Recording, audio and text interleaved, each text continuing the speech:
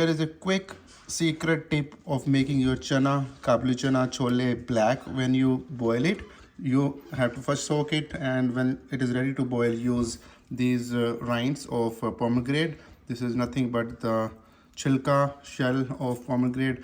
I will add 2 to 3 of this in the water and then boil. It will naturally become totally black like a pinti kale chole.